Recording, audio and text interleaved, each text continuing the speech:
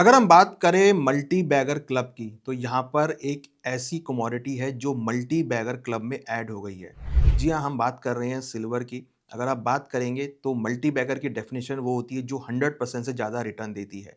तो यहाँ पर हमने देखा है कि सिल्वर सिल्वर करीबन 135% से ज़्यादा के रिटर्न 2025 में दिए हैं और अभी करीबन 138% के लेवल पे ट्रेड कर रही है। तो कहीं न कहीं अगर आपने देखा होगा कि सिल्वर के भावों ने 2025 में शानदार रिटर्न दिए हैं और ये करीबन चौथा साल है, कंटिन्यूअसली चौथा साल है जिसमें सिल्वर एक पॉजिटिव रिटर्न में आती हुई दिखाई दी है। कोविड के बाद अगर आप देखेंगे तो सिल्वर ने सबसे ज़्यादा रिटर्न दिए हैं। कोविड के टाइम पे थोड़ा बहुत करेक्शन हमने सिल्वर में आते हुए देखा था, बट उस सिल्वर ने जो करेक्शन दिया था, करीबन मुझे ध्यान है कि 35,000 के आसपास सिल्वर आ गई थी कोविड के टाइम पे। फिर उसके बाद जो उसने रिकवर करी है, तो अब अगर आप देखेंगे तो 2,08,000 के लेवल सिल्वर में आते हुए दिखाई दिए हैं।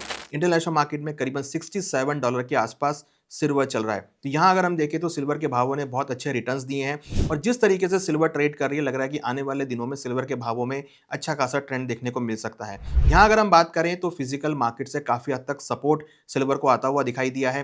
पिछले कुछ महीनों में हमने फिजिकल सिल्वर के अंदर फिजिकल शॉर्टेज या फिजिकल डिमांड बहुत बढ़ते हुए देखी है। चाहे वो डिमांड फिजिकल डिमांड हो, चाहे वो ईटीएफ डिमांड हो, या अगर हम बात करें तो ज्वेलरी की डिमांड हो। हमने देखा है कि कुछ ज्वेलरी की डिमांड या फिजिकल डिमांड या ईटीएफ की डिमांड आने की वजह से या फिजिकल शॉर्टेज की वजह से सिल्वर के भावों को सपोर्ट मिला है। अगर आप इवैल्यूएट करेंगे पिछले 10 सालों में सिल्वर की जो फिजिकल सप्लाई है वो करीबन 4 से 5% घटी है। वहीं अगर हम डिमांड की बात करें तो सिल्वर की डिमांड पिछले 10 सालों में 15 से 20% के आसपास इंक्रीज होती हुई दिखाई दी है।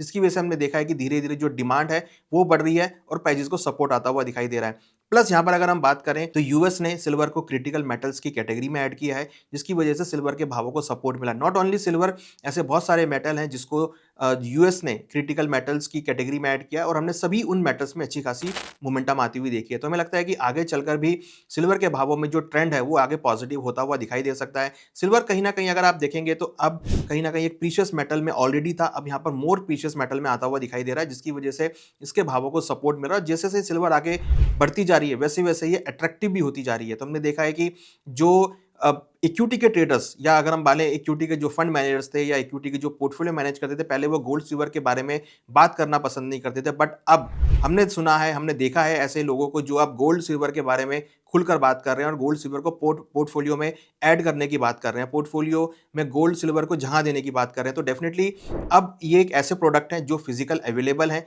जिनकी फिजिकल प्रेजेंस है और जिन्होंने काफ़ी अच्छे रिटर्न्स दिए हैं। और अगर हम हिस्टोरिकली भी देखें तो हमेशा से ही गोल्ड को और सिल्वर को अगर हम बात करें तो सेफ हेवन एसेट माना जाता था या मुसीबत के समय में यूज़ होने वाला एक ऐसी एसेट क्लास मानी जाती थी, तो वही यहाँ पर देखने को मिला है। तो हमें लगता है कि आने वाले समय में गोल्ड सिल्वर के भावों में आपको अगेन तेजी का ट्रेंड देखने को मिल सकता है। जिस तरीके से सिल्वर ने परफॉर्म किया है, लग रहा है कि आगे भी सिल्वर के भावों में ट्रेंड पॉजिटिव हो सकता है।